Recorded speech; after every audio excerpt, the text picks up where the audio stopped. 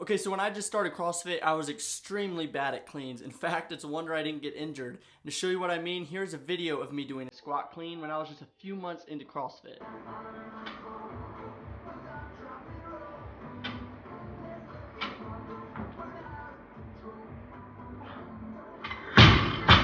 I know it's absolutely insane and I'm cringing right along with you. However, on the flip side, here's me doing a power clean almost exactly 1 year later.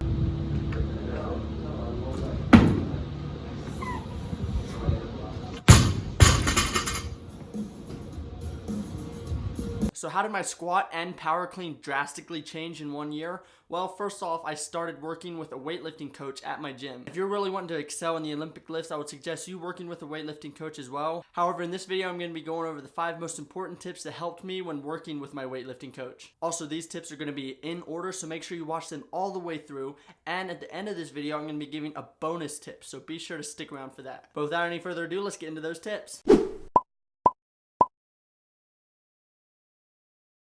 Hey, if you're new here, my name is Michael Groff, and this channel is all about helping new CrossFitters get fitter, faster, and stronger. So if that interests you, join the team by subscribing and hitting that notification bell. However, if you're already a part of the team, thanks for watching another video. Okay, so the first tip is very simple. However, it is extremely important. That's when you go to set up for your clean, make sure you are activating your lats. This is extremely important because if you do not activate your lats, your pulls are going to be weak. And since you're not utilizing 2 of the biggest muscles in your body, your clean is going to be a lot lighter than what you're actually capable of lifting. A simple drill that you can use every time you go to set up for a clean in order to make sure your lats are activated is focus on turning your elbows in. When you do this, it helps to engage your lats, and you'll know you're doing it correctly if you feel your lats tighten up. However, if you're not noticing your lats getting tight after turning your elbows in, be a little bit more aggressive on turning your elbows in and even focus on squeezing your lats at the same time. The second tip is when the bar passes your knees, and this is also called the second pull, focus on pushing your feet through the floor instead of focusing on just standing up. Think of it like you're standing on a glass window and you're trying to forcefully push your feet through the glass in order to break it. This gives you an insane amount of extra power and explosiveness. Now, I do want to point out that you do want to focus on pushing your feet through the floor in the first pull as well. That's where the bar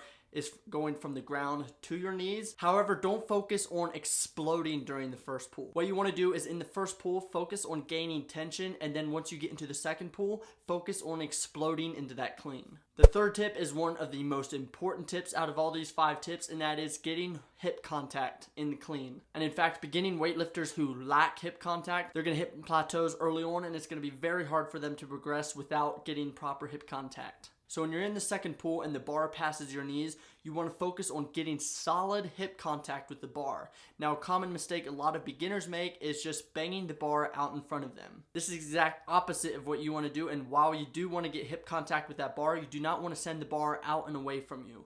You want to send the bar up. Instead of thinking of it as a direct hit with your hips to the bar, think of it as you're using your hips to help push the bar upwards. A simple drill that can help with this is get an empty bar and with a slight bend at the knees and the hips, focus on getting an aggressive hip contact with that bar. This simple drill can be used before all of your training sessions, and it is very good at getting you used to getting that really good hip contact with that bar. The fourth tip is when you're receiving the bar in the clean, focus on forcefully pulling under the bar instead of just dropping underneath it. So when you're receiving the bar in a clean, you're basically just falling to the floor in a controlled manner. However, in order to make this transition time a lot faster, you literally use the weight of the bar to pull yourself underneath it. This is extremely important, especially when the weight gets a lot heavier, because you cannot pull that bar nearly as high.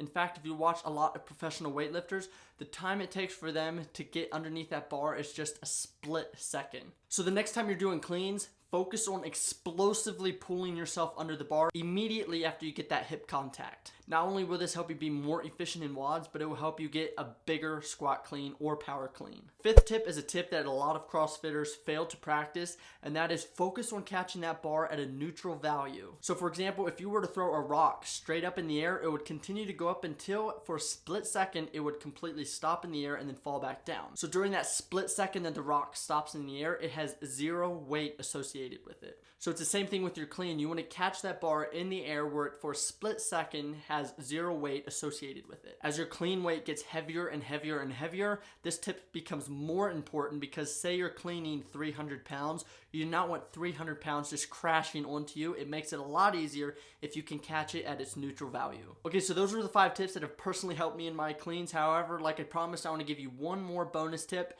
and it's actually something I wish I would have started incorporating in my training a lot earlier. And that is video yourself on a consistent basis. Now, I don't mean just video yourself when you're doing a PR, I mean video yourself on your normal training days. You'll start to notice little things in your form that you didn't even know you were doing, but that are very easy to fix. So for example, I've personally noticed from scrubbing through all the videos of my training sessions that I've developed a bad habit of looking down directly in front of me when I go to set up for a clean. I never knew I was doing that until I saw it on the video, and now that is one of the things that I'm focusing on fixing. Also, what I like to do is I like to compare the videos of my cleans or snatches and compare them to videos of elite weightlifters doing cleans or snatches. From there, it is very easy to see where your form needs to be fixed, and I'll guarantee you if you start doing this, your progress will literally shoot through the roof. Now, if after these tips you're still struggling with your cleans, or even if you're struggling with any other movement really, be sure to watch my other video. It should be on the screen right now, where I go over how to crush any of your fitness goals or personal goals for that matter by just using a simple tip by Fraser, and it's the exact tip that he uses to be so dominant in CrossFit. So be sure to check that out. But anyway, train hard and thanks for watching. See ya.